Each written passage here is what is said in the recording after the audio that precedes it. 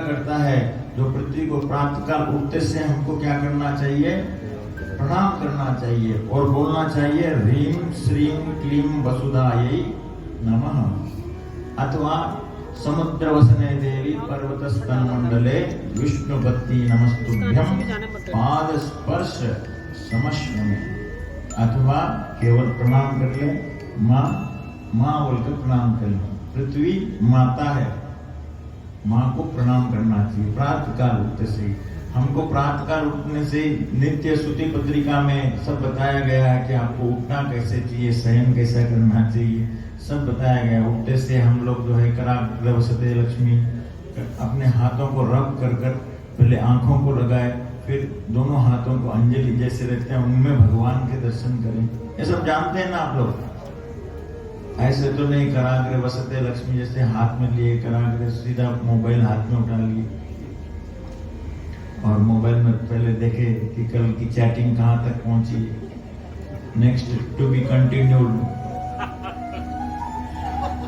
ऐसा हमारा प्रातः काल, उसको सबसे पहले एक मैं कहता हूं कि 10 से 20 मिनट तक कोई ऐसा विकार मत लाइए, क्योंकि आपके बेडरूम से बाहर निकलते युद्ध प्रारंभ हो जाएगा।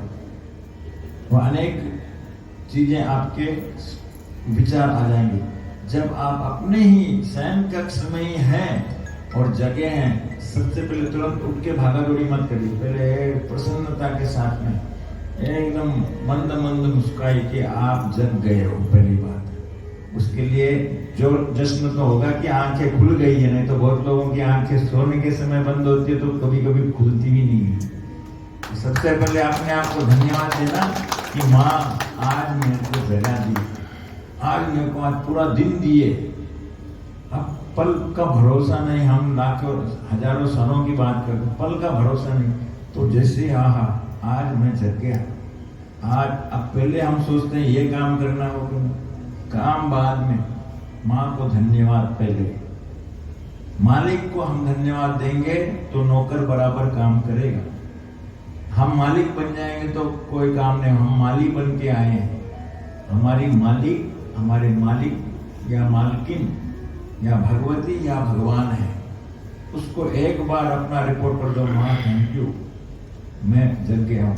फिर देखिए आपके शरीर में सब अगर सही है, एक बार और मस्ती से उठिए। उठकर पहले जो पृथ्वी को प्रणाम कर कर और हंसते हुए बाथरूम के दरवाजे के पास जाकर मुख धोने के लिए जाइए। ऐसे मरे हुए कि जैसे कभी कभी ऐसे लोग उठते हैं, ऐसे उठ के वहां बाथरूम तक जाते हैं, अगर उनका वीडियो बना ले और उनको दिखा दे तो डर जाए खुद भी। ऐसे जाते हैं जैसे कि मजबूरी में उठे हैं कि हाथ छाती फूटा मेरे को उठना पड़ रहा है। ऐसे उठने के बाद में तो जश्न होना चाहिए कि हम जग गए। और ऐसे जाते महाराज जी 10 कदम में होता है बाथरूम, वहां तक जाने में ऐसे मरे मरे जैसे जाते हैं।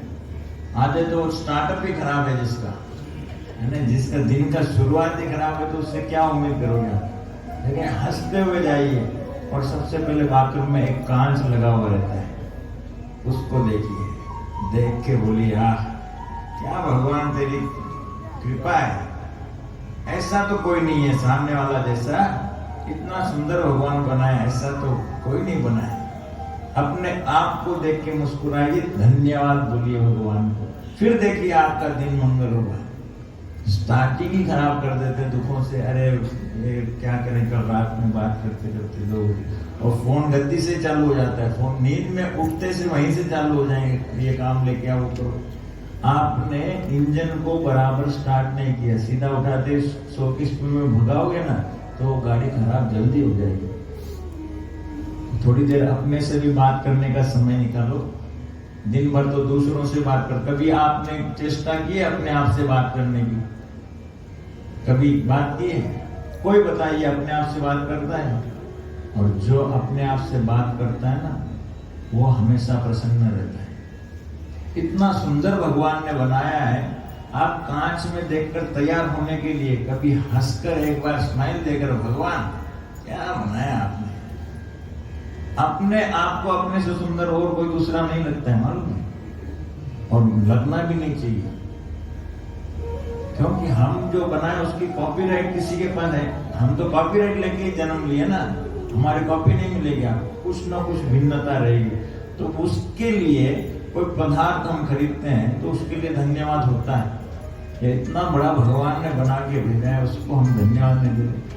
पहले ऐसे उसके भीतर ही आप हो सके तो कुछ देर बेडरूम में बैठ के भीतरी सांस, थोड़ा जोर से सांस लीजिए, सांस छोड़िए, माँ को याद करिए। माँ माँ, कोई बोलता है बेड पे माँ को याद, माँ को हमेशा याद करने लायक। आप सच्चे मन से कभी भी कहीं पर भी माँ को बोल सकते हैं, माँ को याद कर सकते हैं, फिर आपका दिन का शुरुआत करिए।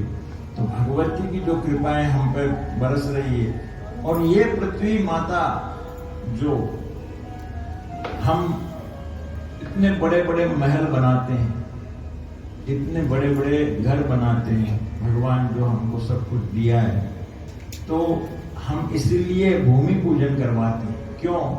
माँ से क्षमा याचना मांगते हैं। माँ आपके ऊपर इतने सब चीजें, हम लोग बड़े बड़े विशाल चीजें रखकर आपके, यानी देखो उस माँ का हम खनन, उस पृथ्वी का खनन कर रहे हैं। बड़े बड़े अस्त्रपात शस्त्रपात जो होते हैं उस पे करके हम लोग महल बना के हम सुखी रहते हैं।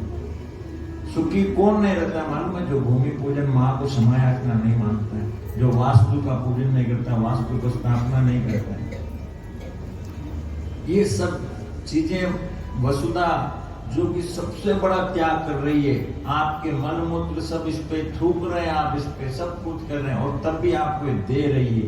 आज फल कौन दे रहा है? ये माँ दे रही है। आपको जल कौन दे रहा है? ये माँ दे रही है। हर कुछ चीज आपके भीतर अगर प्राण चल रहे हैं तो इस पृथ्वी के कारण चल रहे हैं। इसलिए इस वसुधा की एक बार बोलिए वसुधा माई की जय। ये वसुधा को प्रणाम करना चाहिए। हर चीज कुछ भी आपके पास है, अगर सोना हीरा चांदी मोती जो कुछ भी है, ये इसकी कृपा है। पृथ्वी नहीं देना तो कुछ नहीं मिलेगा, ये माँ है। तो वसुधा है। क्या नाम, मंत्र क्या है? ह्रीम श्रीम क्लीम वसुधायै नमः। अब स्वाहा जब लगाएंगे तो हवन कर सकते हैं। ये सब आपको देवी भागवत में देखना है, अभी आपको याद नहीं रहेगा। भार वहन करती हूं मैं, लेकिन मेरे ऊपर कुछ चीजें ऐसी जिसको मैं सहन नहीं कर सकती हूँ। वो जरूरी है आप लोगों को समझना और सुनना और याद रखना। और इसको एक बार जरूर देवी भागवत में पढ़ लेना। सबसे पहले भगवती बोलती है, मेरे ऊपर मोती रखा हुआ मैं सहन नहीं कर सकती हूँ। सालग्राम शिला, शिवलिंग, पार्वती विग्रह, शंख, दीप, यंत्र, माणिक्य, हीरा, यज्ञोपवीत, पुष्प, पुस्तक, तुलसी दल, जपमाला, पुष्पमाला, कपूर, सुवर्ण, गोरोचन, चंदन और आदि चीजें मेरे पे जब दीपक रख देते हैं मेरे ऊपर, तो मैं सहन नहीं कर पाती। ब्राह्मण बगर आसन के बैठ जाता है तो मुझे कष्ट होता है, अथवा जो भी व्यक्ति बगर आसन के बैठता है तो कष्ट होता है। ऐसे माँ कह रही है, माँ कह रही है मेरे ऊपर आप, जिससे हम लोग बहुत सुंदर सुंदर घर बनाते हैं और बहुत सुंदर सबको। देखिए हमारी इच्छाएं तो कुछ एक होती है कि भगवान के साथ एकीकृत हो। पूजा रूम में हम इतना खर्चा कर कर बनवाते हैं, सुंदर से सुंदर लेटेस्ट कौन सी है जो पत्थर लेटेस्ट होता है, ग्रेनाइट, वैसा सब मंगा के लगाते हैं, इतना सुंदर मंगाते हैं और भगवान को बैठा देते हैं बगैर आसन के। मैंने बहुत घरों में देखा है, इसलिए बता रहा हूँ। अगर किसी के घर में हो तो ऐसा मत करिए। ग्रेनाइट पत्थर जो भी है दिखने के लिए भले सुंदर होगा, लेकिन भगवती भगवान के नीचे कुछ वस्त्र रखिए उसको, या कुछ आसन जरूर देना चाहिए। भगवान को डायरेक्ट मत रखिए। और भूल के भी कपूर या यज्ञोपवीत को जमीन पे, पुष्प को जमीन पे मत रखिए। भूल कर भी कपूर मत रखिए जमीन पर, माँ को तकलीफ। दीपक को कभी भी भूमि के स्पर्श में नहीं जगाना चाहिए। उसके नीचे कुछ चावल रख दीजिए या प्लेट रख लीजिए या कोई लकड़ी का वो ऐसे पाटी बना लीजिए जिस पे दीपक रखा जाए। माँ कहती मैं ये सहन नहीं कर पाती हूँ, बड़े बड़े पापियों को सहन कर ले रहा हूँ, लेकिन ये चीजें मेरे से सहन नहीं हो रही। तो हम लोगों को ध्यान रखना, भगवान को हम कब, जितनी हमारे घर में जो होती है ना, जो यंगस्टर कहते हैं, अभी मैं बोल दूं सबसे बुढ़िया लोग, बुढ़िया माता जितनी होती है या वृद्ध माता होती है तो गुस्सा हो जाएंगे, इसलिए जो यंग होती है और भगवान को नहलाते हुए कभी कभी तो उनको जो है ऐसे वॉश बेसिन में ही धो लेते हैं और सीधा बाजू में रखना चालू करते हैं, ऐसे निकाल के कटोरी में टोकरी में से ढक ढक ढक कर जल्दी काम, 10 मिनट में भगवान नहा के रेडी। और सबसे पहले एक और कहना चाहता हूं, आप उतने ही भगवान रखिए जितने आप उनकी सेवा कर सके।